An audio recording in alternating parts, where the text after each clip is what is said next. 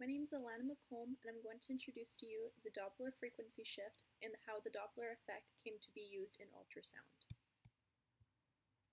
The Doppler effect was named after Christian Doppler from the 1800s, who theorized that sound waves from a moving source would be closer together as the sound came closer to the observer, and further apart as the sound went further away from the observer. Closer spaced waves would have a higher pitch and a higher frequency, and waves further apart would have a lower pitch and a lower frequency. The Doppler effect is applicable to any kind of wave, whether you're studying electromagnetic or mechanical. How the Doppler effect is applied to an ultrasound. In summary, the reflector will change in frequency according to the flow velocity. Well, what does that mean exactly? The red blood cells in our body act as a reflector when the transducer transmits echoes towards the blood. The term echo is another way of saying frequency in the ultrasound world. Think of a transducer as a handheld tool with a smooth end where the echo is released from when pressed against the skin. The reflected frequency is what determines the flow direction of the blood vessel.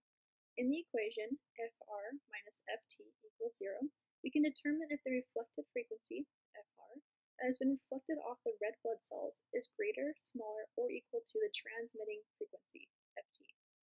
When the reflecting frequency and the transmitting frequency are the same, the blood flow cells are stationary.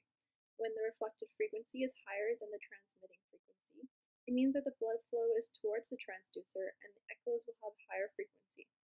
And when the reflecting frequency is lower than the transmitting frequency, the blood flow is moving away from the transducer and the echoes will have a lower frequency. Now I'm going to introduce to you the Doppler frequency shift, which is the equation used in ultrasound. The Doppler frequency shift is the result of the difference between the transmitted echo and the reflected echo, and the shift difference is in direct relation to the blood flow velocity. It is possible that the amplitude may be different between waves, but has no effect on the shift difference. It is the frequency differences that are the basis of Doppler ultrasound. Now, because physics isn't always easy and it likes to make your life a little bit more complicated, there's an angle that's thrown in called the Doppler angle. I'm going to explain to you how that is introduced into the equation, the Doppler frequency shift. Now, I'm going to take a wild guess and say that you have once in your life seen someone on TV or in person receive an ultrasound.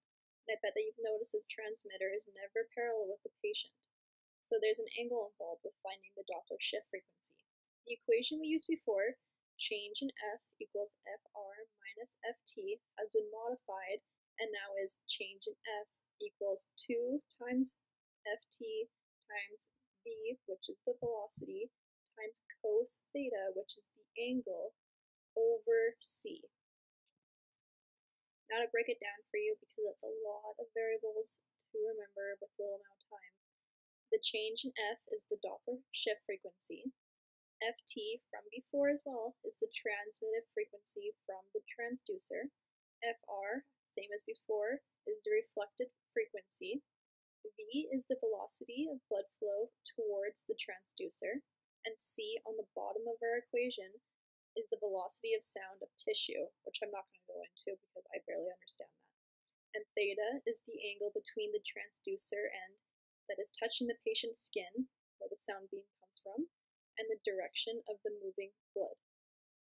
So now that I've explained the Doppler frequency shift, which is derived from the Doppler effect, I'm going to explain a couple of considerations because nothing is ever easy in science, as we've learned. Consideration number 1.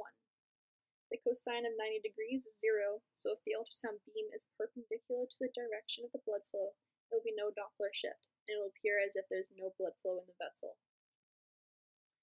Consideration number 2. The Doppler angle must always be less than 60 degrees at all times, since the cosine function has a steep curve above 60 degrees and will result in angle errors that will be magnified in the ultrasound results. So now that I've enlightened you into the world of the Doppler effect within ultrasound, I hope that you can take away the importance of this equation and how equations can be derived to suit the medical world.